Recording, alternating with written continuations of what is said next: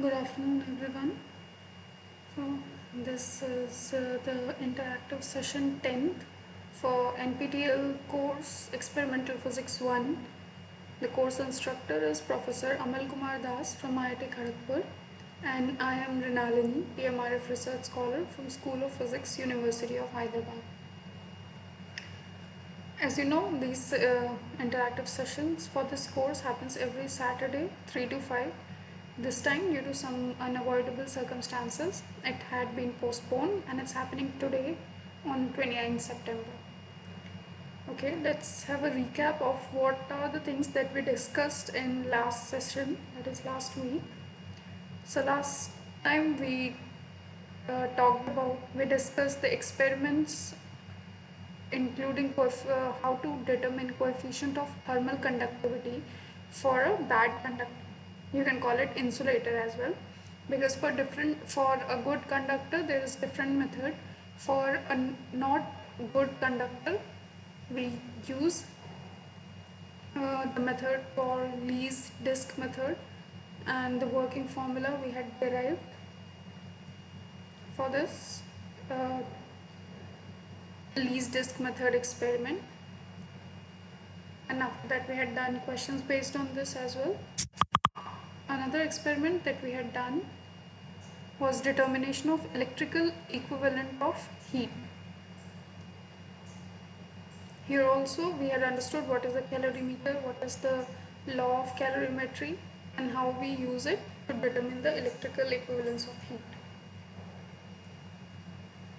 After this we had done understood experiment based on Dulong-Pettit law, and tried to understand how experimentally we can determine specific heat, again using the calorimeter. After this we understood working of a thermocouple, what is its use and what are the different types of thermoelectric effect and the specific Seebeck effect, how it is how it determines and helps us in using measuring temperature based on this effect, and how to find out the Seebeck coefficient for a thermocouple. After this we had started discussing about another kind of instrument, or we can call it device, which is also used for measurement of temperature, but instead of so apart from the usual the mercury based temperature or the thermocouple that we discussed, this uses the resistance of metal. So this is a platinum resistance thermometer, where since we know for any metal the change in temperature causes change in its resistance. So based on this concept, this platinum resistance thermometer has been developed. So now we'll be discussing the theory and how it has to be used. So okay, to understand how we'll get the what is the experiment based on this platinum resistance thermometer, we need to understand how resistance changes for any metal. So for any kind of metal, its resistance at any particular temperature, say T temperature, depends varies like this. 1 plus alpha, I'll explain now what are these things. Sorry. And so on. Here RT is the resistance of that metal at particular temperature T. R0 is its resistance at 0 degree centigrade. T is the temperature difference, and alpha beta are constants, where okay, so they are called temperature coefficient of resistance. When we are dealing with not very high temperature, say if we are dealing with a situation where the temperature is well below 1000 degrees centigrade, then we can easily ignore these higher uh, higher contributions to the resistance, higher order contributions, and in that case we can only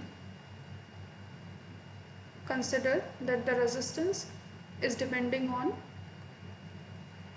1 plus alpha t part, where this alpha is temperature coefficient, temperature coefficient of resistance of metal of that particular metal. So what has to be done in this particular experiment is that we want the experiment that was discussed in last week's lecture. There we wanted to determine, we wanted to measure the resistance at different temperature for this platinum resistance thermometer. For that purpose, we had used a Carey-Foster bridge. We had used the Carey-Foster bridge method. This also in detail is already very nicely explained by professor in the lecture. You should refer that to understand what's Carey-Foster bridge and how we use that to determine the resistance. So just to tell, after we determine the resistance value using this Carey-Foster bridge setup, to find out alpha, so we put the PRT or the platinum resistance thermometer, say in water, as it was done in the lecture, that we had kept it in the water and we had taken the resistance measurement. Actually we had calculated the resistance. Actually what we were measuring was voltage drop and the current value. So it was performed at 3 different temperature. We can take at room temperature, we can put some ice in this and then take at 0 degree centigrade, and we can boil this water by some means and take it at 100 degree centigrade boiling temperature of water. So at these 3 temperatures, if we take measurement, so what we'll measure will be actually voltage and current, and resistance we can calculate from these 2 things. That resistance that means we'll get resistance corresponding to these 3 temperatures. When we'll plot this different values of resistance corresponding to different temperature variations, the small t is the difference in temperature final to 0 degree centigrade. So for these different temperature values, what is the difference resistance we are obtaining for that PRT? That will, when we plot the values, we'll get a straight line which is not passing through the origin, but it has some offset intercept at y-axis. So with this linear line, we can find out the slope of this linear curve, and that slope you can see here. This is what we are plotting on y-axis, and this t is what we are plotting on x-axis. And slope, okay, let me write it like this. This is, this is a mistake, I'm very sorry. This is R0 times these things. This is multiplied. So when I'll expand this, I'll get R0 plus R0 alpha t. So here we can clearly see that slope is this. This is x-axis that I'm plotting on x-axis. This is I'm plotting on y-axis. Then slope of this curve will give me R0 times alpha.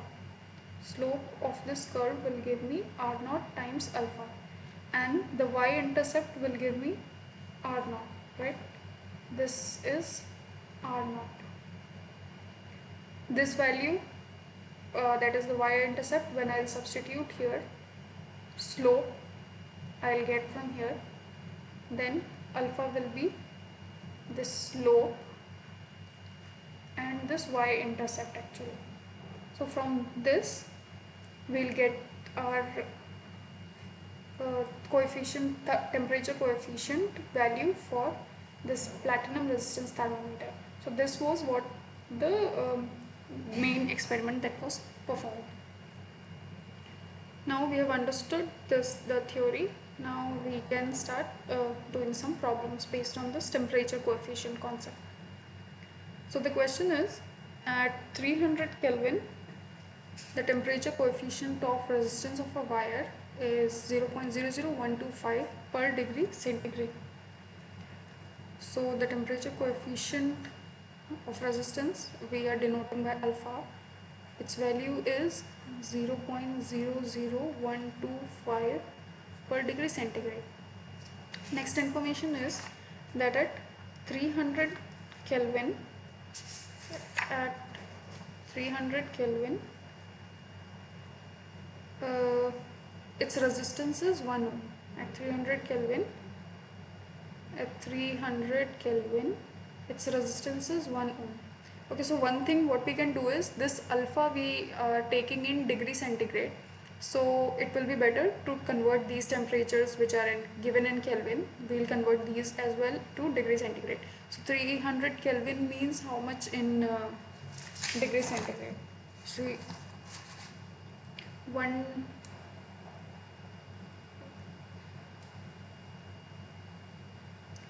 degree is 273 Kelvin.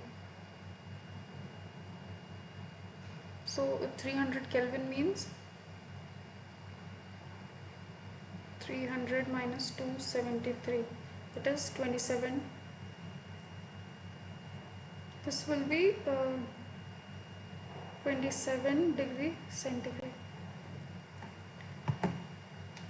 because the conversion is that if the temperature is given in degree centigrade plus 273 Kelvin gives the temperature in Kelvin. Okay. So that's why when it's 0 degree centigrade, it's 273 Kelvin, the temperature. Yeah, then this is the conversion. So 300 Kelvin means 27 degree centigrade. So resistance as 300 Kelvin is 1 ohm, means resistance at 27 degree centigrade. Okay, this is the information given. Now the question is, what will be the resistance at 1100 Kelvin? So what will be the resistance at 1100 Kelvin? 1100 Kelvin in centigrade will be how much? 1100 Kelvin minus 273 means we are talking about 827 degrees centigrade. What will be the resistance at these temperature? Now, using this knowledge of how resistance of any metal varies with the temperature, using this equation, specifically actually this much, using this we'll try to answer this question. So the relationship is that RT is R0 times 1 plus alpha, and this is the temperature difference. So at 27 degrees centigrade, the resistance is 1 ohm, right? It's 1 ohm, and we don't know what is the resistance at 0 degree centigrade, so we'll just keep it like this. Then 1 plus alpha value we have been given 0.00125, and the temperature difference, so 27 minus 0 degree centigrade means 27 degree centigrade. So this, if let's calculate this will be R0, and let me calculate this. So 27 times 0.00125 is this plus 1, means we'll get 1.03375. This is known. From here we can calculate R0, that will be 1 divided by 1.03375, which will be 1 divided by 1.03375 will be 0.9673 up to 4. Okay, up to 5 decimal digit it's like this, but I think we can just put it to maybe to 3 decimal digit, then it will be like this. This will be the value of resistance for this particular material at 0 degree centigrade. Now this we calculated at resistance at 0 degree centigrade. Ultimately we need to calculate the resistance as 1100 Kelvin or 827 degree centigrade. So again what using the same equation, resistance at 827 degree centigrade will be, now we know what is the resistance at 0 degree centigrade, which is 0.967 times 1 plus alpha value we know 0.00125 and the temperature difference is 827 degrees centigrade. Right? When we will calculate, when we will do this calculation, how much we will get? 0.00125 times 827 plus 1. So if I'll do this directly, I'll get 2.00, sorry, this is 2.03375. This multiplied with 0.967 will give 1.967 ohm. So this is the answer. Approximately we can round it off to 2 Kelvin also. So this is the answer for this question. Now we have another question. The question says that the resistance of a wire is 5 ohm at 50 degrees centigrade and 6 ohm at 100 degrees centigrade. Then what will be the resistance of the wire at 0 degrees centigrade? So at 50 degrees centigrade, resistance at 50 degrees centigrade is 5 ohm. At 100 degrees centigrade, resistance at 100 degrees centigrade of this wire is 6 ohm. So we know that from our equation it depends on R0 and it depends on alpha and T. Here we know the T, but we do not know R0 and alpha. So there are two variables which are unknown. So we cannot determine it using single equation. So we'll try to make two equations using these two informations, which are the value of resistance that we know at 50 degrees centigrade and 100 degrees centigrade. So putting this information to this equation, we'll get this resistance as 50 degrees centigrade is 5 ohm and R0 we don't know, alpha also we don't know, temperature difference is 50, right? From 0 to 50 means 50. This based on case 1 we are getting first equation, based on this case second we'll get the second equation. So the resistance is 6 ohm, R0 again is unknown, alpha is unknown, temperature difference is 100. This is second equation. We have two equations and we have two unknown variables. So we can combine them together in different ways to find out this unknown. There are different ways to doing that, but here we see that if I divide equation 1 by 2 or vice versa, I'll be able to get rid of this R0. Then only one variable will be unknown, which will be alpha. So I'll be able to solve the equation. So let's do that. So we can substitute also like value of R0 from here to there in terms of alpha. That way also we'll be able to solve. Here doing this is easier. Dividing equation 1 by 2, how much we get? 5 by 6 is equal to R0 on, let me write, but they will be cancelled. 1 plus alpha times 50 divided by 1 plus alpha times 100. This will be 1. If I'll multiply Basically, while we'll try to solve this, we'll get 5 plus 100 times 5 means 500 times alpha. This will be 6 plus 50 times 6 means 300 alpha. Taking again further solving, 6 minus 5 is 1 and 500 minus 300 is 200 alpha. This means the value of this temperature coefficient is 1 over 200 per degree centigrade. This is the value. Ultimately, we need to find out resistance of wire at 0 degree centigrade, means R0. We need to find out R0.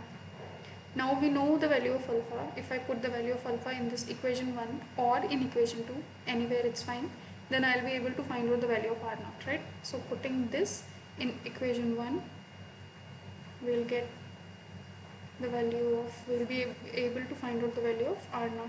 So alpha is 1 over 200 and multiplied by 50.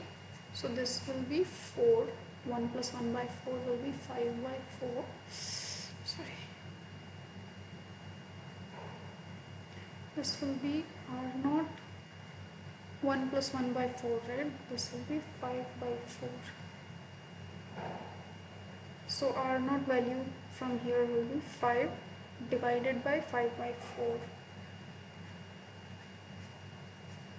So this will be 4 ohms.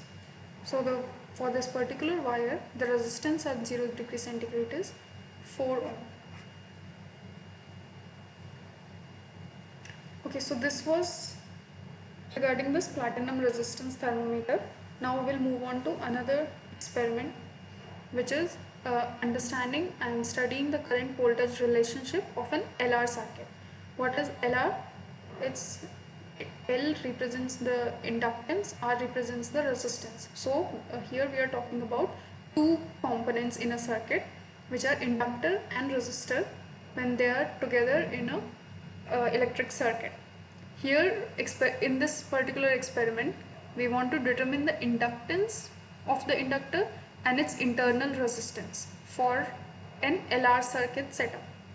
So first, okay, let's understand the little theory behind this.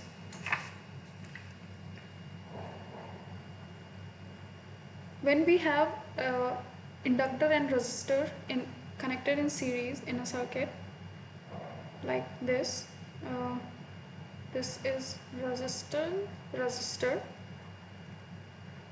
Okay.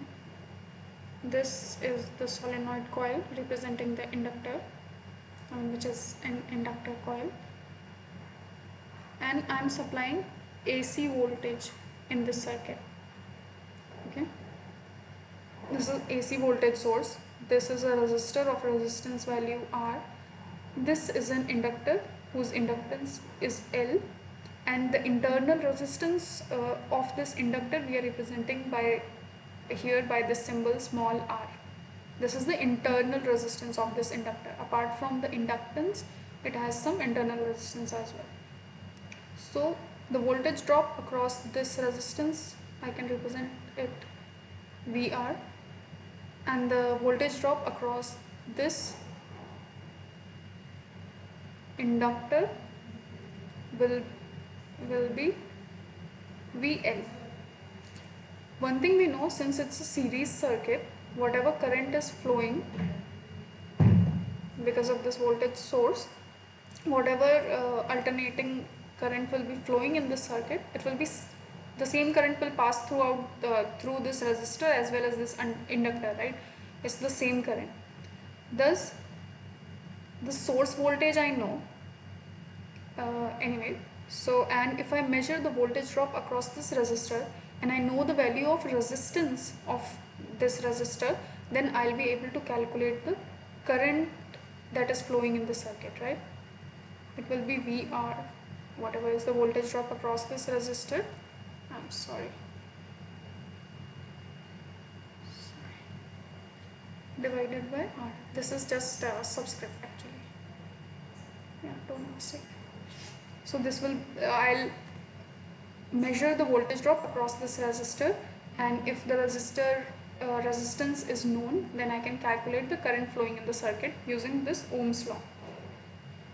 Okay, now there is inductive reactance that we know, as resistance is associated with a resistor which uh, inhibits the flow of current. The same way inductor also has something called inductive reactance that we represent by chi L,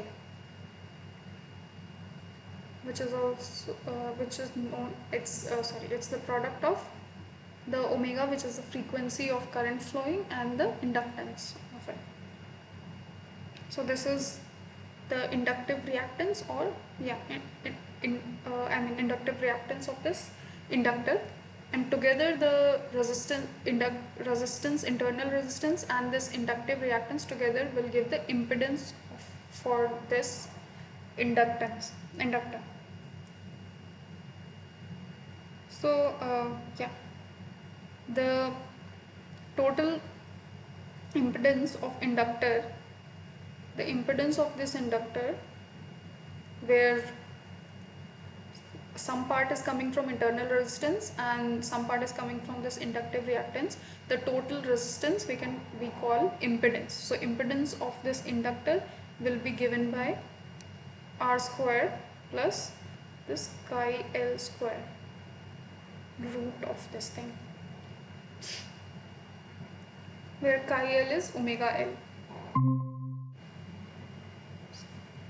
So from measuring the voltage drop across this resistor, we have already determined I. Now if we want to, how we'll calculate the voltage drop across this is the impedance. This impedance actually we represent by Z. This impedance times the current that we have already calculated here. So from this we see that VL will be the voltage drop. So this is the basic formula for the inductance of the inductor in this kind of situation. Now the experiment that was discussed in the video lecture last week, where we wanted to determine the inductance and its resistance for such a series LR circuit. So how to do that? For that, this value of impedance, if I substitute the value of chi L here, what I'll get it, if I substitute the value, this Z will become R square plus this chi L square means omega square L square, and it's actually the root. Omega also, if I substitute, since we know omega is 2 pi times the frequency, then the Z will be R square plus 4 pi square F square L square. If inductance of the inductor is known and the voltage, this F is the frequency of the voltage source that I am applying. So if these things are known, we can easily calculate the impedance of the inductor. Now to be able to find out the inductance, since here the experiment is about, say we have taken an inductor where we don't know its inductance and also we don't know the internal resistance. So as we discussed in a previous problem, if there are two unknown variables, then we cannot solve that equation. In this kind of situation, actually we need two equations. If we have two unknown variables, then we need two equations containing those two variables. So to do this experiment, what we can do is, this impedance is, as we know, this is for particular frequency, right? That means for different frequency, this impedance will also change because it depends on this frequency. Thus, if I perform the experiment at particular frequency, say F1, and I measure Z1 impedance. Z1, how I'll measure? Actually, I'll take the voltage drop across it, and I can calculate from voltage drop across a resistor, right? So VL I'll measure, I have calculated from this. In that case, I'll get the impedance. So for F1 frequency, I'll be able to calculate Z1. Similarly, if I change the frequency of voltage source that I'm applying, then I'll get different impedance Z2. I can perform it with different frequencies actually, but what I'll get with these information is like when I'll plot this. Actually, no need to plot this. I'll get two equations now. Okay, I need some space. I'll take one more slide.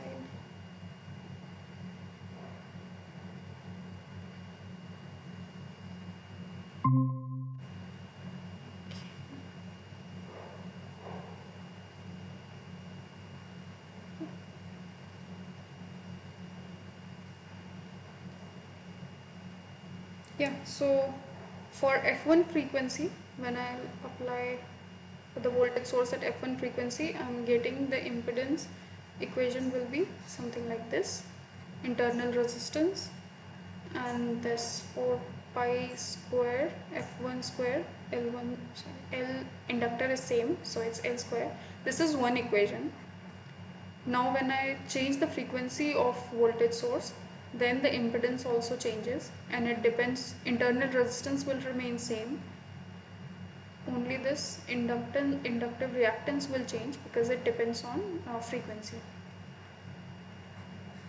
So these are the two equations I'm getting. Now if we'll do some mathematics, which we don't need to do right now here, but what we can find out from these two equations is we'll be able to find out inductance value in terms of these impedance, which will be 1 over 2 pi Z2 square minus Z1 square divided by F2 square minus F1 square. Similar way, we will be able to determine the internal resistance of the inductor. After solving 1 and 2, actually we will get these expressions for inductance and internal resistance of the inductor. This will be Z1 square F2 square minus Z2 square F1 square divided by F2 square minus F1 square. Also these values, the Z1, Z2, we can get from the slope of the equation, because from Ohm's law we know it's the ratio. The impedance is the ratio of voltage and the current applied. So this will be for particular frequency. Again, for another frequency we will get similar linear graph where the slope of the graph will give us the impedance. So using these formula, we will be able to determine the I will be able to satisfy the aim of this experiment. So this was the theory behind this experiment. Another experiment that was discussed in the lecture was to study the variation in current and voltage in a series LCR circuit. So in last experiment, it was about inductor and a resistor connected in series in a circuit. In this particular experiment, we have connected three components: resistor, inductor, and as well as a capacitor in series in a circuit. And this is again a AC voltage source. This is again AC voltage source. Since these components are in series, that means whatever the current is flowing, the same current is flowing in all three components. Okay.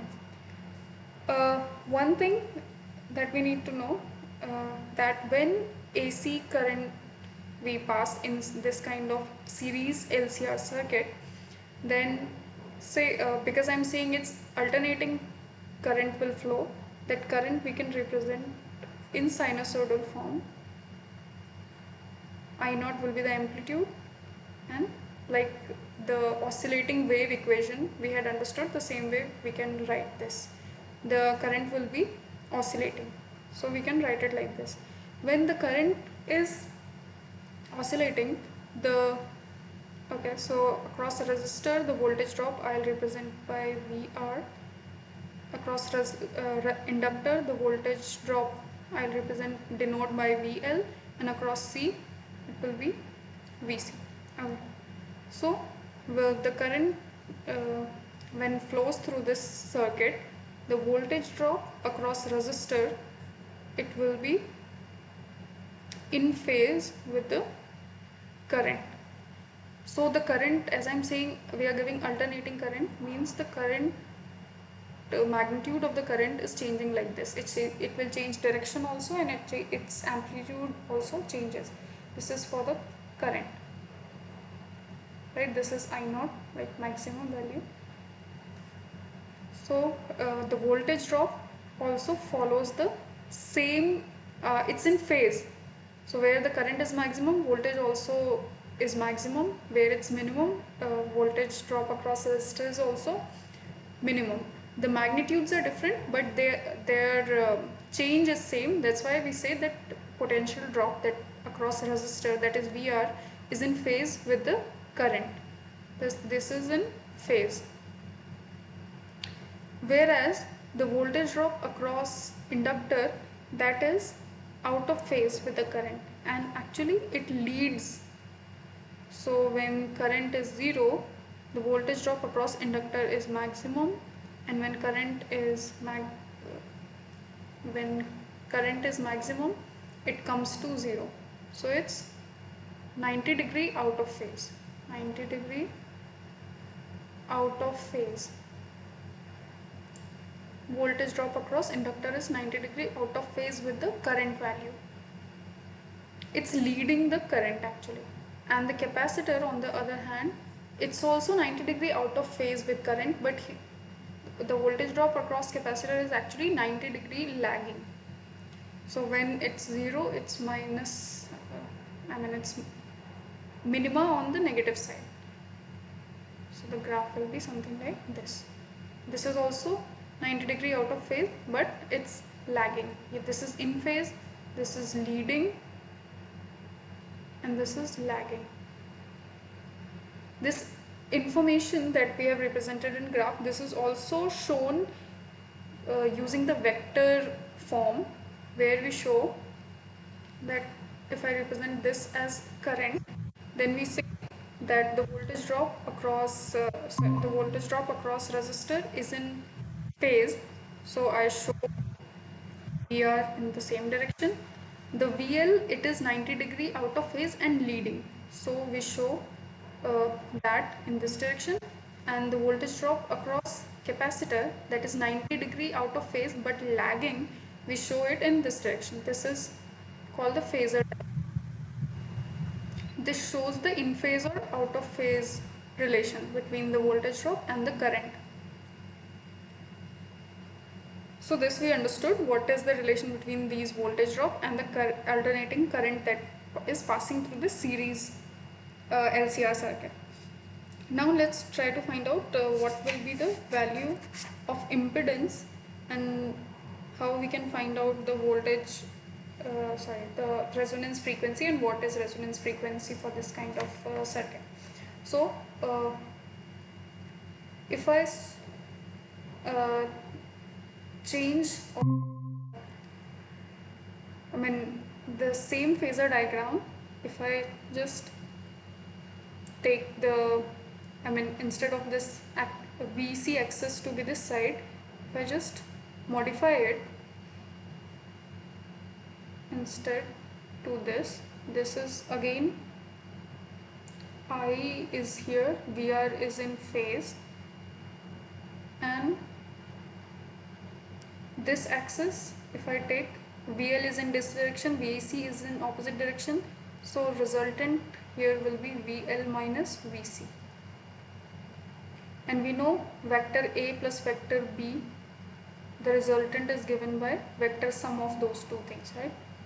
That means this vector will be given by sum of vector VL minus VC plus VR. Okay. This will be the vector sum, where this is VR, this is VL minus VC, and vector sum will give the value of this value. Actually should be equal to the voltage source, right? Whatever voltage source we are giving, the total sum of voltage drop across these three components should be sum of that voltage source. So this will be the resultant phase diagram, and from this phase diagram, where this actually theta is the phase angle, the resultant is in what phase with the current, that is told by this phase angle. Now from this phasor diagram we can see, we can get an equation. Okay, again wait, I need some space. Let me add one PPT here. One PPT will be sufficient. Okay. So from that diagram, again let me just draw it. So it was something like this, right? This length was VR, this length was VL minus VC, and this hypotenuse was VL minus VC plus VR. This was what we had got from the phasor diagram. Here, since it's a right angle triangle, we can see with this voltage drop is equal to the source voltage, right? So the from Pythagorean theorem we know Vs square will be VR square plus VL minus VC square. Now if I put voltage drop across a resistor is the product of current and the resistor and square of it. Now voltage drop across L is current times the inductive reactance, which is chi L, and here also it's current times the inductive capacitance, square of this. So the voltage source is equal to voltage source is equal to the total voltage drop in the circuit. Total voltage drop is actually the product of the current flowing in the circuit times the total impedance of the circuit. So I put this is the total impedance of the circuit. This will be equal to I take out common from this, and we will be left with R square plus chi L minus chi C square. This will be cancelled. That means the total impedance of the circuit will be R square plus this. This will be our working formula. So for a series LCR circuit, the total impedance of the circuit will be given by this working formula. Okay, this is the total impedance of the circuit. So if we do an experiment for series LCR circuit, we need to find out what we need to find out. This will be our experimental setup. We need to measure, we will be giving voltage source, then we will be measuring voltage drop across resistor, across inductor, across capacitor. If we know these three values, we will be able to calculate the current flowing in the circuit, and since we know the resistor value and these things, we will be able to calculate the total impedance of the circuit, which was the aim of the experiment. Another thing that was talked about in this experiment was finding out the resonance for this kind of circuit. What is the resonance frequency for this series circuit, LCR series circuit? So what we mean by resonance is so as I told, we are applying alternating voltage, right? So there is alternating current as a result, and alternating voltage that we are applying, it is of some particular frequency. So if I'll vary the frequency, I'll be varying this impedance, since it depends on the frequency. So what is that frequency at which I will get the maximum current in the circuit? Let me repeat again. So the value of frequency at which we will get the maximum current flowing in the LCR series circuit that value of frequency is called that value of frequency is what is called resonance frequency of that LCR circuit. So this is what we mean by resonance frequency for LCR circuit. Now experimentally how we can determine this LCR is, we can perform this experiment at different frequencies, okay, and find out calculate the current value for that particular circuit. Now when we'll do it for different frequencies, we'll see that there will be variation something like this. This is roughly I'm telling that it will vary with the increase in frequency. It may increase the current, and at some particular point the current will find its maximum, and after that it again starts decreasing with further increase of frequency. So experimentally we can find out that since the current value is maximum at this particular frequency, that means this is the resonance frequency of this LCR circuit. This is experimentally. Now theoretically also we can find out from this, since I am saying that resonance frequency is the frequency at which the current is maximum. The current is maximum means we know voltage drop is current times impedance. So if we want maximum current in our circuit, that means Z should be minimum, right? Because voltage source is fixed. Current we want maximum means impedance should be minimum.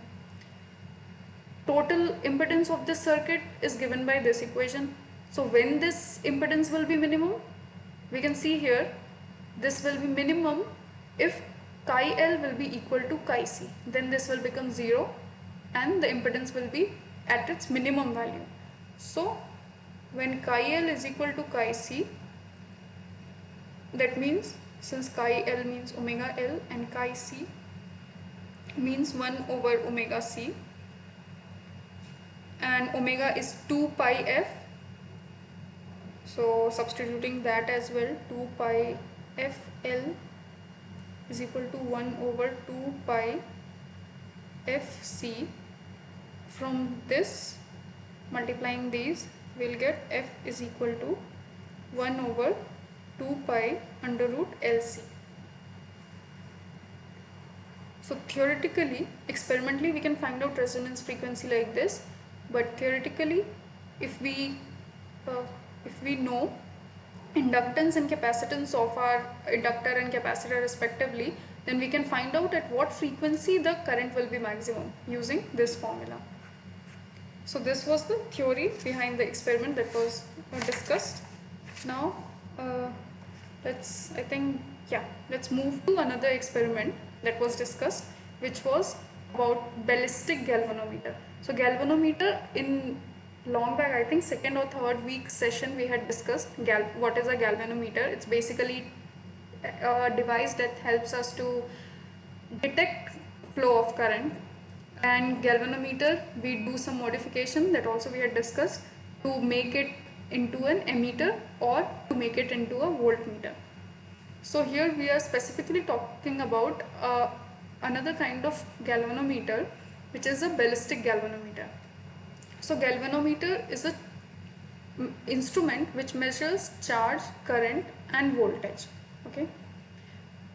Based on what is its use, we categorize it as ballistic or deadbeat galvanometer. So ballistic galvanometer is a galvanometer where we measure the charge in the circuit, and deadbeat galvanometer is a galvanometer where which we use to measure the current and voltage in a circuit. So here we are specifically talking about this ballistic galvanometer, which measures the charge in the circuit. Now based on construction of galvanometer as well, there are two types of galvanometer. One is moving coil galvanometer, like here we can see the two important components in a galvanometer is this fixed permanent magnet, or I'll just call permanent magnet,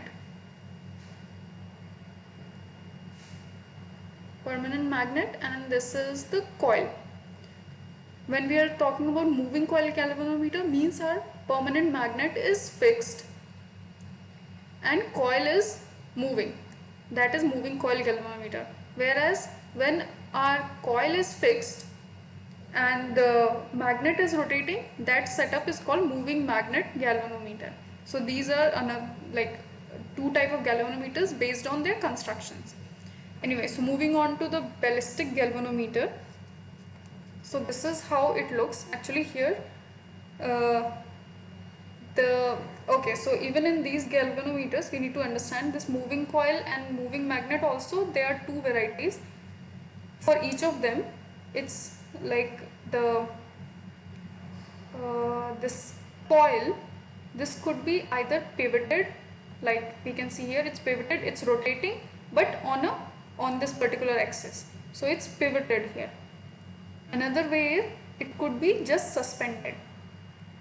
What do we mean by suspended? Like we talk about simple pendulum, right? It's fixed at a point and it's suspended to move to and fro. The same way, if another type of galvanometer is, if it's not pivoted, it's suspended, and it looks like this. Like this is our fixed coil again, and here fixed magnet, and here our coil is not fixed here, it's not pivoted here, but it's suspended in this magnetic field. Say this is north south, means the magnetic field direction is like this, and our coil is just freely suspended in this. Now, although it's shown here rectangular, but we know the kind of what kind of magnetic field we use. That's called. What is this? So it's class going Oh. on. It's a radial magnetic field.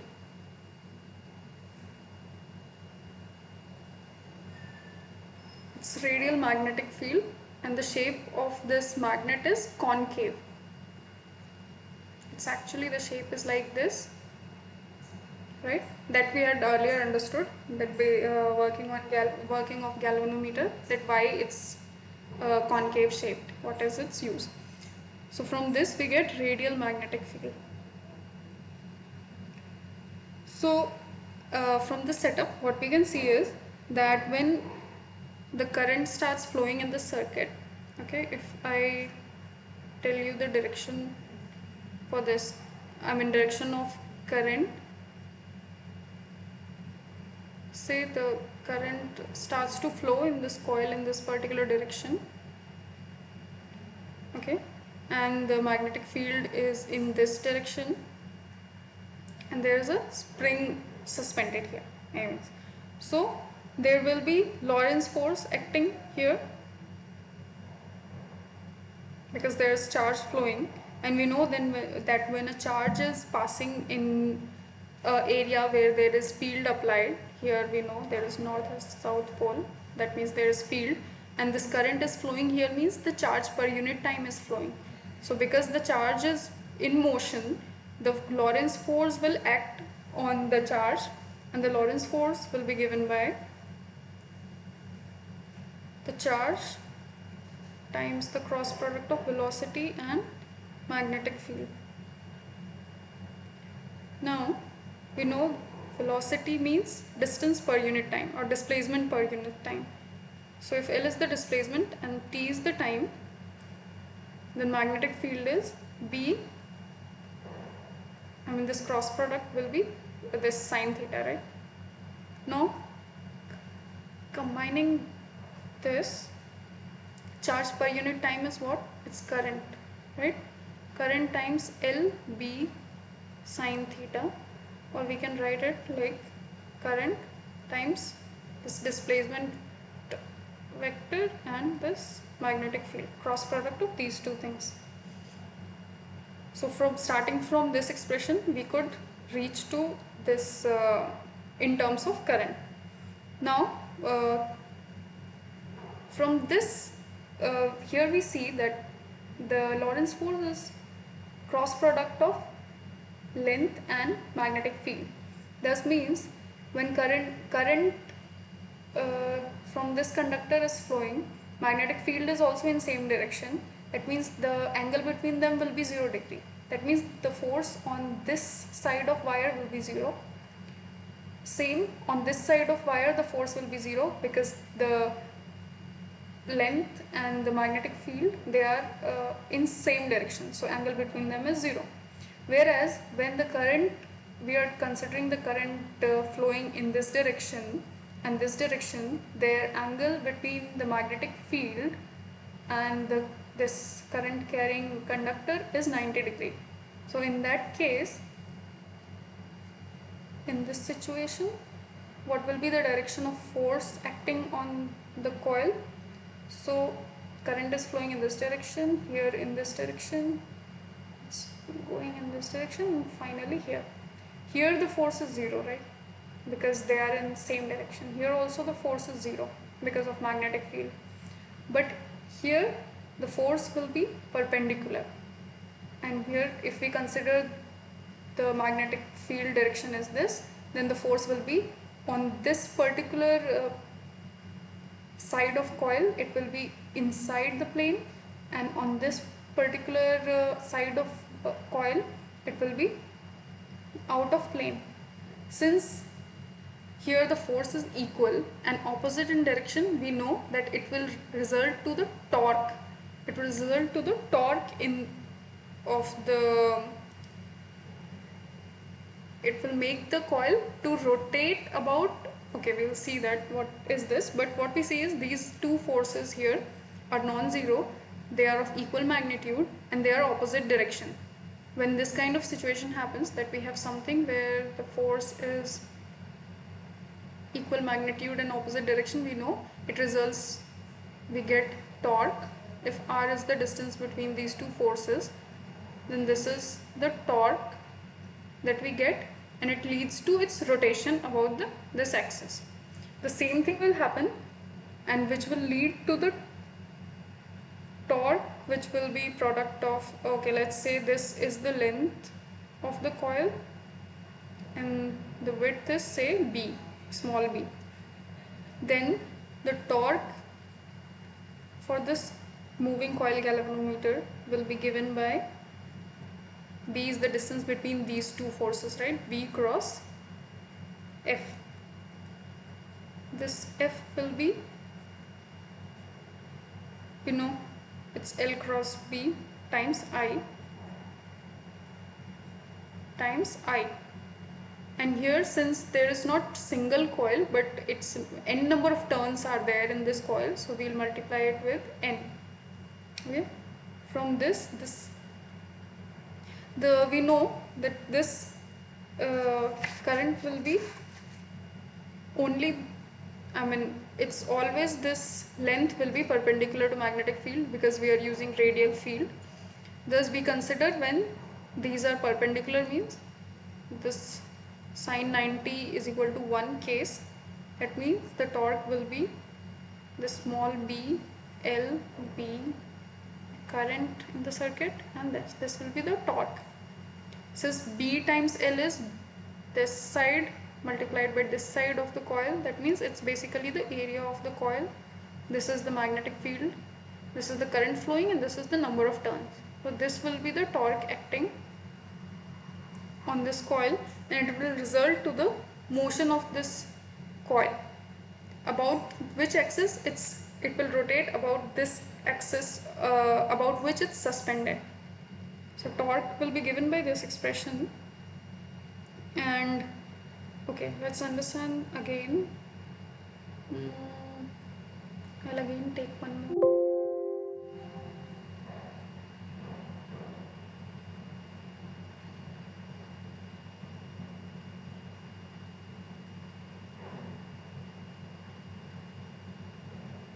Okay. So since the B side of the coil, right, we are talking about, B is in this direction, magnetic field is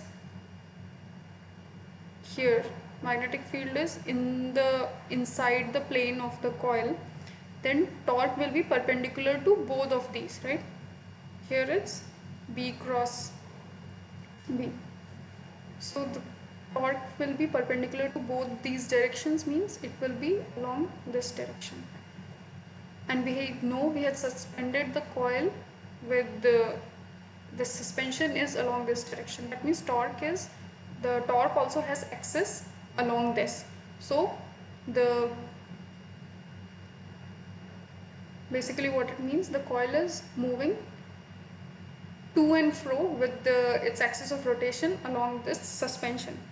So this was about what is the working of this ballistic galvanometer. Now let's understand another thing, which is we call sensitivity of a galvanometer, or current sensitivity, or figure of merit. So galvanometer's current sensitivity is what is the definition? Is that it is defined by how much deflection is generated in the coil when unit current passes through it.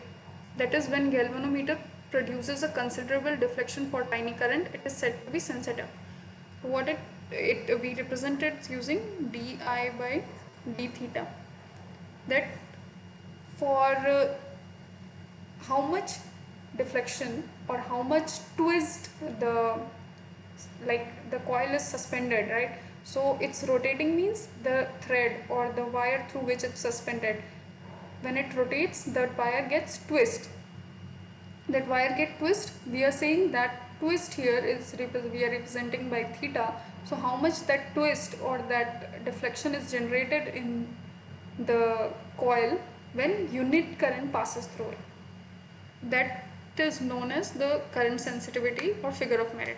So the what we say is that if this di by d theta expression is small, smaller the value of this di by d theta, higher is the current sensitivity. What does that mean is, for very small current, if I am getting unit displacement, that like for even smaller value of current, if I am getting unit displacement, that means it's able to catch that small current easily. That means it's very sensitive galvanometer.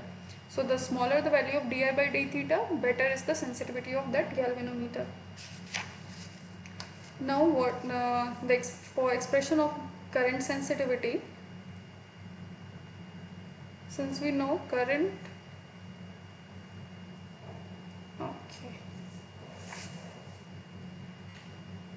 wait, so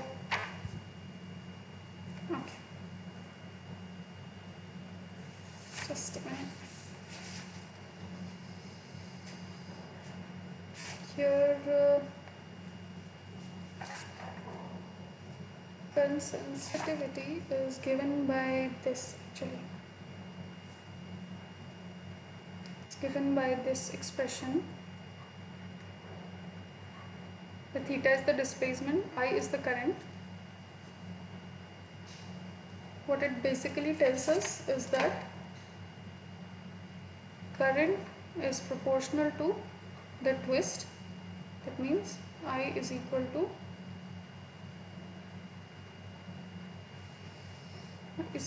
proportionality constant theta. This theta is eta is actually this same di by, this is current, di by d theta.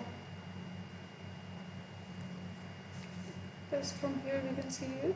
This is C over N A. So this is the working formula for current sensitivity for a particular galvanometer.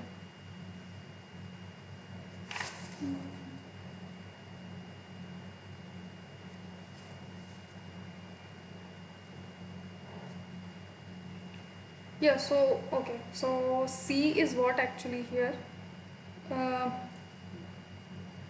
When this galvanometer starts rotating, we know that force acting on it, the torque acting on it is what is the expression? It's NIAB, right? When there is this torque, there will be some force which will try to restore it also. The restoring force and the torque will be equal. Not force actually, because it's rotational, we can call it restoring torque of suspension wire.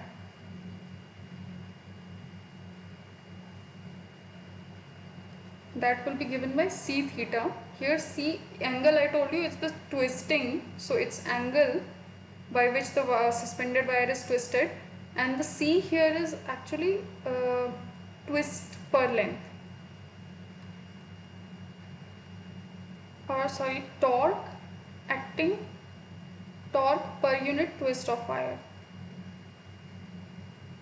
So the total torque acting is equal to restoring torque, and that restoring torque is actually torque per unit twist times the angle.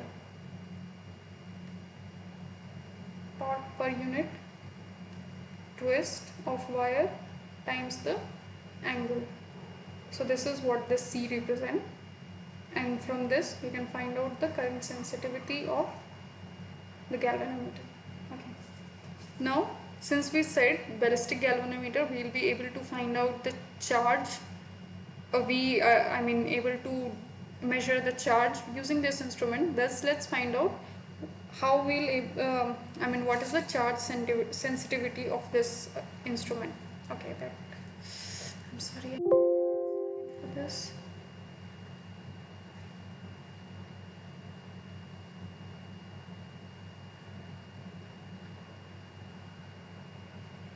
So like we said that when we talk about current, we talk about current sensitivity, that with unit current, or sorry, for unit displacement, how much current it requires. The same way for unit displacement of the coil, how much charge it is required. The smaller amount of charge it requires, the higher is its sensitivity. So charge sensitivity is defined by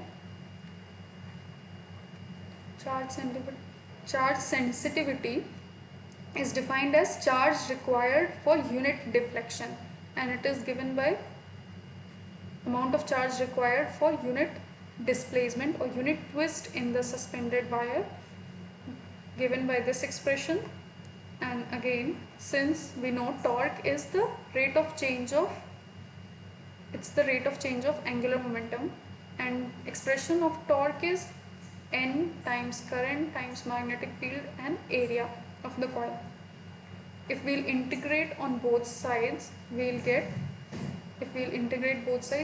angular momentum is equal to NA, and this current, when we integrate it with time, we'll get charge. Okay. Now since we know angular momentum is product of moment of inertia and angular velocity, putting that here,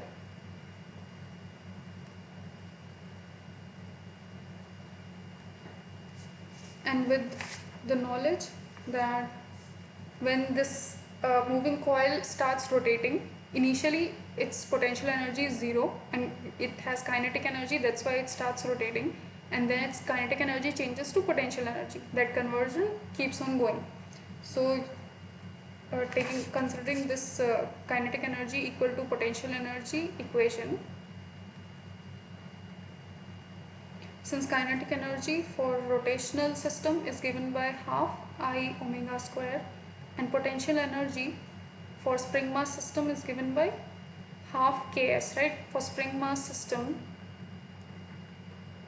if you remember, potential energy is given by half kx square, where k is the spring constant, x is the change or the displacement. Here potential energy, here we are talking about the twist of the wire. So here the torque per unit length times the twist in the wire. So here the corresponding parameters will be like this, and thus equating kinetic energy equal to potential energy, these will be cancelled, and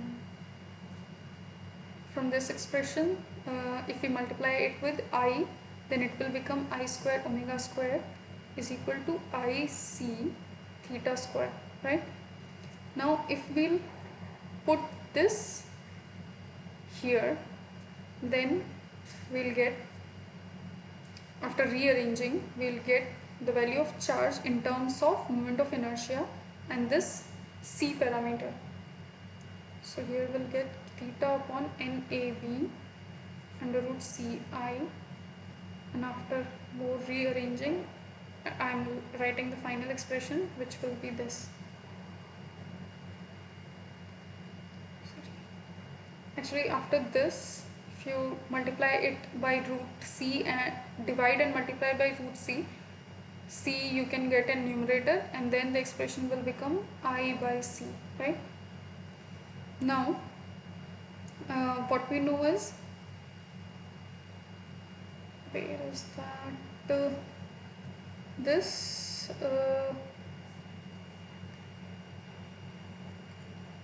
simple harmonic, from we know this is simple harmonic equation case, and we know that omega for simple harmonic system is given by this torque and moment of inertia, which is also equal to 2 pi by t.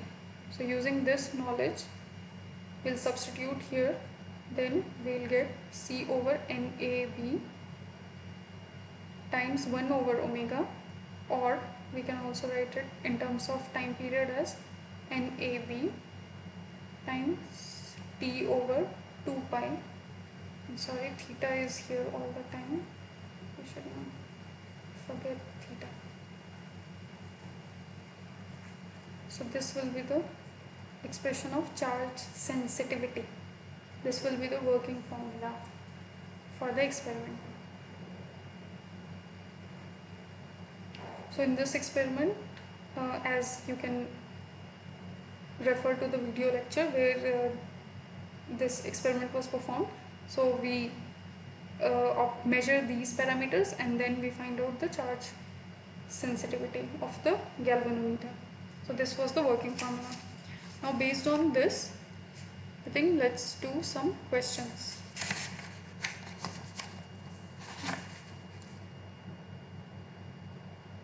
Yeah. So the first question is, what happens to the inductive reactance when the frequency of the AC supply is increased to 4 times of its previous value? We know inductive reactance represented by chi L is product of the frequency and the inductance value. And the question is, when the frequency of the AC supply is increased to 4 times. When this is increased to by 4 times, it is increased to 4 times, then what will be the inductive reactance value? So this was the old equation.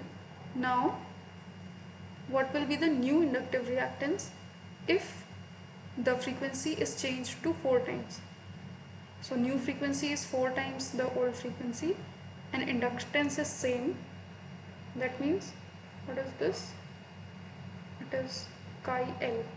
That means new inductive reactance will be 4 times the old inductive reactance. So inductive reactance increases by 4 times if the frequency of AC supply increases by 4 times. So this is the correct option. Next question is, which of the following statement is wrong about the LCR circuit connected to an AC source at resonance? So we are talking about LCR circuit, and I think we are talking about LCR series circuit here. So let's consider LCR series circuit, and it's connected to AC source, and we have to see here which of the following statement is incorrect about series LCR circuit at resonance. First, just to recall, at resonance we know current is maximum and Z is impedance is minimum, and when this happens we know chi L is equal to chi C, just to keep this in mind. So let's see what this statement says. Voltage across R equals the applied voltage. So this voltage, since these values are 0, that means voltage, whatever voltage we are giving by source, that whole voltage drop is across R only. So this statement is actually correct. The second is, current in the circuit is maximum. This is also true, because we know when we apply AC source at resonance frequency, the current in the circuit is maximum. So this statement is also correct. Next statement is, voltage across capacitance is equal and opposite to that of voltage across L. So since we know impedance or this inductive reactance is equal to inductive capacitance for LCR series circuit at resonance,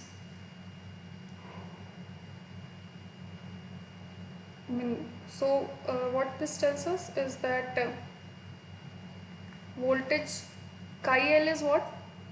VL over I, right? Whatever is the voltage drop across inductor divided by the current flowing through the inductor, and is also equal to the voltage drop across capacitor divided by the current. Now since the current flowing through the whole series circuit, the current will be same.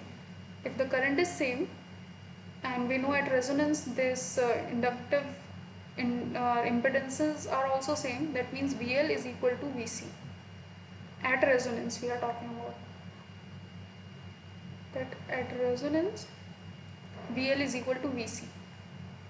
So this statement is also correct. And since VL is equal to VC, we know that all the voltage drop finally is across VR, and which is equal to source voltage. So that was also correct. Voltage across L is 0. This statement is incorrect because the voltage across inductor is VL. So this is the wrong statement. So correct answer here, which we have to find out the wrong statement. So the wrong statement here is D. Okay. Next question is, so this is about dimensions. So the dimension of L by R, inductance to the ratio of resistance. Okay, we have to find out the dimension of L by R. Now we know that chi L is equal to what we want to say, chi L is also a kind of resistance. So its dimension, because this is also what given by voltage divided by current, right?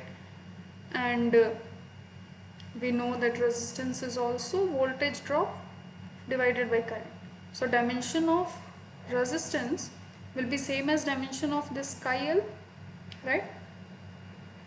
So dimension of dimension of chi L will be equal to dimension of resistor, and we know chi L is actually product of omega and L.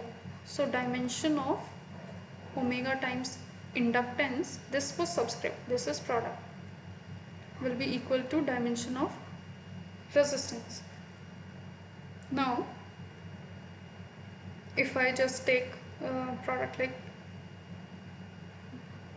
dimension of omega, this is dimension of omega times dimension of inductance is equal to dimension of resistance, right? Now dimension of, we need to find out L by R. This means dimension of L divided by dimension of R will be equal to 1 over dimension of omega. And we have been asked to find out dimension of L by R. That means dimension of L by R is equal to this, right? And what is dimension of omega? Omega unit, we know it's per second. That means it's per unit time. It's reciprocal of time. So dimension of omega is t minus 1. In that case, dimension of L by R will be t. Dimension. So the correct answer will be, if I write in terms of all mass and everything, then mass will be to the power 0, length will be to the power 0, current will also be 0, time this. So this is not correct, this is the correct answer. Answer B is the correct answer here. Okay, next question is, the frequency of AC mains in India is. Okay, so this is standard information. We know that AC mains supply, the frequency of AC mains supplied into the houses in India is 50 Hertz. It's different in different countries. For us, it's 50 Hertz. Another question is, an AC source is connected to a pure resistive circuit. So there is only resistor in this circuit. Which of the following statement is true for this circuit? So here AC source is there in the circuit. Let me just draw. AC source is there in the circuit, but only one component is there, which is resistor. The statement is current leads ahead of voltage. We know that voltage drop across resistor is in phase with the current. So this statement is not true. It does not lead, it's in phase with the current, and voltage are in phase. Next question is, current lags behind voltage? No, this is also not true, because the same thing, current is in phase with the voltage. Current and voltage are in same phase, that's true. But what's the fourth sentence? Any of the above may be true depending upon the value of resistance and voltage. So no, it's not true. The value of resistance and voltage could be anything, but they are always in phase. The voltage drop across resistor is in phase with the current. So the correct statement here is statement C. Next question is, in a LCR series circuit, if the frequency of AC source is made 4 times, okay, so initially if the frequency was F, then we change it to 4 times F. In this situation, so in this kind of situation, what AC source is made 4 times, then to keep current unchanged, we have to do what? Okay, so we know for LCR series circuit, we know the total impedance is given by R square plus this chi L minus chi C square. Okay, and if I substitute the value, chi L we know is omega L, chi C we know is 1 over omega C. That means the expression of impedance becomes R square plus omega L minus 1 over omega C, this whole square to the power half, right? If I write this here, yeah. This will be the total impedance in LCR series circuit. Now we have been told this was at particular frequency, omega will be equal to 2 pi f, right? So this is for particular frequency. If the frequency is changed, increased to 4 times, then what we have to change we have to do in inductor and capacitor so that current remains same. Now current we know is the voltage drop across any of the component. For resistor we can find out voltage drop, or it could be the source voltage also, divided by the total impedance. Either it could be, because it's series circuit, so current will be same, so either it could be voltage drop across resistor divided by the resistance, or the voltage source divided by total impedance of the circuit. This will be the current. Now to keep the current constant means we need to keep the value of impedance same, because voltage source is anyways same. That means even when we are increasing the frequency by 4 times and we want to keep the impedance same, that means we want to keep this part same, because the frequency dependent part is this only. So here if we are changing omega by 4 times, then if I change this inductor, I reduce it by 4 times, and I reduce the capacitance also by 4 times, then we can see if omega is changing to 4 omega, and I also change L to reduce it by 1/4, and same the omega, since it's changing and becoming 4 times, if I reduce the capacitance also by 4 times, then I can see that the value inside this bracket will remain unchanged, right? This will be omega L, this again will be omega C.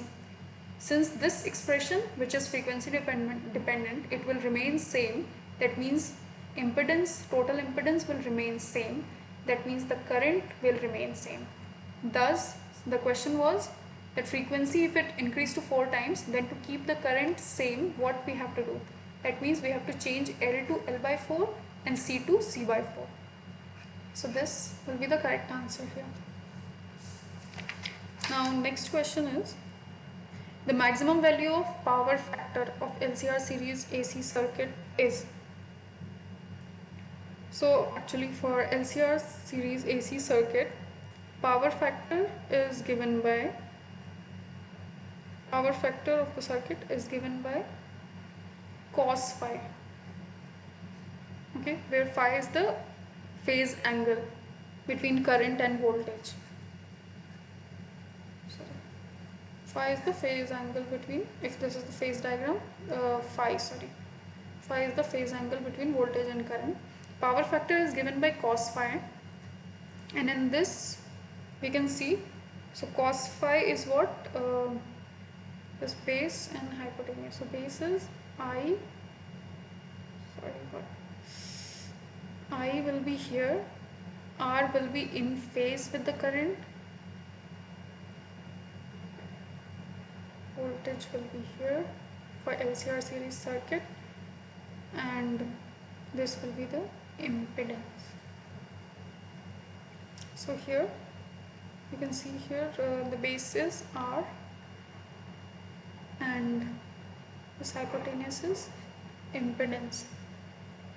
And since for we are talking about maximum value of power factor, the cos phi will be maximum when Z will be minimum, and we know for LCR series circuit that again Z is minimum. Okay, let me again write. So it's R square plus chi L minus chi C square, and we know Z is minimum when chi L is equal to chi C, and then the value becomes R. So we are talking about maximum value of power factor that will be possible when maximum current is flowing, and when maximum current is flowing means impedance is minimum, and when impedance is minimum, its value is equal to the value of resistor. That means the minimum impedance is equal to R. So the power factor will be 1. Power factor will be 1 for LCR series circuit when we want maximum value of the power factor. So the value will be 1. Okay. Next question is, we have a bulb connected in series with a solenoid and an AC source. That means we have an inductor and we have an AC source, and there is a bulb connected in series. This is a bulb connected in series, and the current I is flowing because they are in series, so same current is flowing throughout the circuit. If a soft iron core is introduced in the solenoid, if inside the solenoid, we know it can be in either air or we can introduce some magnetic material. So iron core is soft magnetic material. So if we introduce a soft iron core inside the solenoid or inside this inductor, then what will happen? So let's understand this. For soft iron core, permeability, that is how easily it can let the magnetic field pass through it. So permeability of soft iron core, permeability of the soft iron core is more than permeability of air. The value of air, permeability for air is less than value of permeability for the soft iron core material. When this happens, since we know that inductance of an inductor, it depends on permeability, number of turns in the coil, area of cross section of the coil, and the length, inversely proportional to the length actually, length, small l will represent. Since inductance is proportional to the permeability, that means if after introducing the soft iron core, since permeability of it is more, that means it will increase the inductance of the inductance that was earlier because of air, that will change to a higher value because of the iron core. Now since we know chi value, which is the inductive reactance of inductor, that depends on inductance. That means if the inductance has increased after introducing soft iron core, that means inductive reactance will also increase. And since inductive reactance has increased, that means the voltage drop will also increase across the inductor, since voltage drop is this inductive reactance times current. Again, to keep track of, permeability of soft iron core is more, so inductance of this inductor will increase now. This will lead to the increase in inductive reactance of this inductor, and since there is increase in chi L, there will be more voltage drop across the inductor, and thus there will be less voltage drop across the bulb. And since the voltage drop across bulb will decrease, that means it will glow dimmer. Current is same, the voltage drop has decreased here, so it will glow dimmer. The power drop will be less here. So this is the correct answer. Okay. Now the next question, it's again about dimension. So what is the dimension of omega by C, where omega is the angular frequency and C is the capacitance? So for dimension of omega, we know omega dimension, dimension for omega is P inverse of P minus 1. Okay. Now to find out what is the dimension of capacitance, let's recall the formula that capacitance is charge stored per unit voltage supplied. Now charge is current times the time, because current is charge flowing per unit time. So charge is product of current and time divided by the voltage source. Again we know that E electric field is voltage divided by the distance. So using this equation as well, we will get capacitance in terms of this. Now we know the relation between force between two charges and electric field due to one charge. What is the relation between them? The force due to one charge on another is equal to this, right? Because force is 1 over 4 pi epsilon naught q1 q2 by r square, and electric field is 1 over 4 pi epsilon naught q by r square. So the relation between force and electric field due to charge is this. From this expression we understand. Okay. So dimension of force is what? Dimension of force is, we know it's mass times acceleration, means m, L acceleration means L t minus 2. So actually what's the purpose is, we don't need to memorize the dimensional formula of some parameter like capacitance. We can always derive it from the basic. So we know dimensional formula of force, which is mlt minus 2. Now we'll try to build up the dimensional formula for capacitance and then finally answer this. Okay, so let's do that. The dimensional formula of force is mlt minus 2. Now dimensional formula of charge. Dimensional formula is charge is current and time. Okay, these are basic units only. Basic, yeah. Now dimension of electric field will be what? You can see from here that electric field will be force per unit charge. So dimension of electric field will be dimension of force divided by dimension of charge, which will be m, this we write like this, so mlt minus 2 divided by dimension of charge, which is this. From here we will find out dimension of E. this will be m l t minus 3 and I minus 1. Okay, now capacitance is IT divided by ED. That means dimension of capacitance is dimension of charge times dimension of voltage, right? Dimension of charge is I and T divided by dimension of voltage. Dimension of voltage is E times D. Dimension of E is M L T minus 3 I minus 1 and D is length. So length, this will become 2. This let's solve it. So I will become, this will become I2, this will become T4, M minus 1 and L minus 2. Now ultimately we need to find out dimension of omega by C. That means dimension of omega by C means dimension of omega divided by dimension of C. Now dimension of omega is this.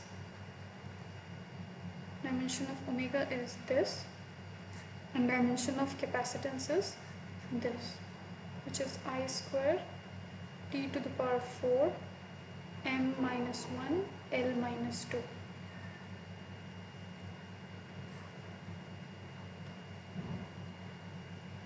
This to solve this, we want to write everything in numerator, then this will become I minus 2, T will become T minus 4 and minus 1 means T minus 5, M minus 1 will come up and become M1 and this will become L square.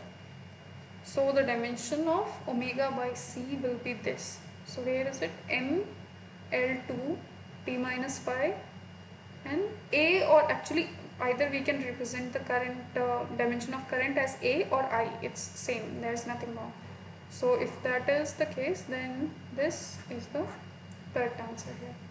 Either we can use A or I, it's fine, it's same.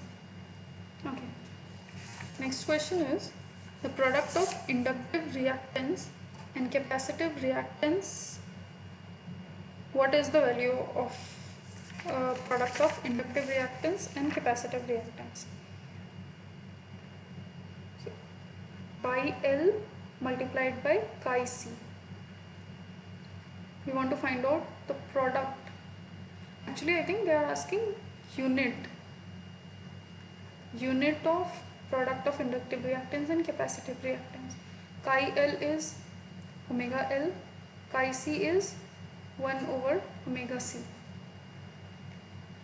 So from here we don't need to, without disturbing this, what we know is, since unit, finally we need to find out unit. Now unit of chi L is equal to unit of resistance, right? They both are impedances.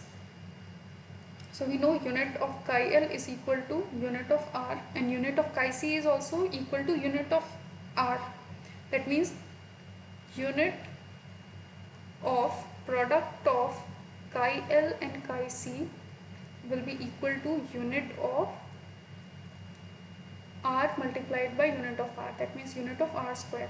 Now we know unit of R square will be ohm square. That means the unit of product of chi L and chi C will be ohm square. So this is the correct answer. Okay, one more question. And the question is that a free rectangular current carrying loop ABCD as shown in the diagram here is placed near a long straight conductor PQ carrying a current I. This is also carrying current and this PQ straight wire is also carrying current. The plane of the loop is same as plane of the straight conductor. So these both conductors are in same plane and two sides of the loop are parallel to the straight conductor. These two are parallel to the same straight conductor. The loop will move towards the straight conductor or it will move away from the straight conductor, it will rotate clockwise or it will rotate anti-clockwise. What will happen? So the thing here is that we know, if you recall earlier when we in again third fourth week of lecture, we had done this magnetic field based experiments. There we had found out then when we have two current carrying conductors, okay, of say they are carrying same value of current and their length is say L, or their current value could be different, but if their length is L, then the force acting on another wire due to the first wire will be is given by this expression, mu naught over 2 pi d, where d is the distance between these two wires and it's directly proportional to the product of current times the length. Length is what? Length of the wire. So this is the force acting between these two, and if the direction of the current is same, then there is attractive force, and if the direction of current is opposite, then it is repulsive force. So here we see that due to this PQ current carrying conductor, there will be attractive force on AD side of the loop. Since force we see is inversely proportional to the distance between the wires, here the distance is less, here the distance is more, here the distance is less, I don't know what to call it, d, and here the distance is more, d prime. Since d is less than d prime, that means force on AD will be more than force on BC, right? And on AD it will be attractive force because they are in same direction, whereas the force on BC side will be repulsive because it is in opposite direction.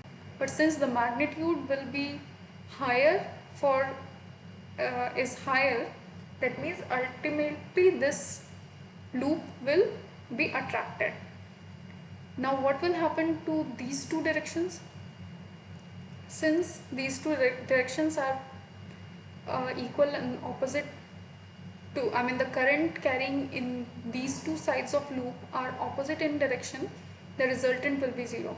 So ultimately what will happen is that this loop will be attracted towards the PQ straight wire conductor. So this loop ABCD will move towards the straight conductor. This is the correct answer. Okay, so these were the questions for this interactive session. If we do a recap of what we discussed, we performed we tried to understood 3-4 experiments that were performed in last week's lecture. Just a minute. Okay. It's just a little laggy.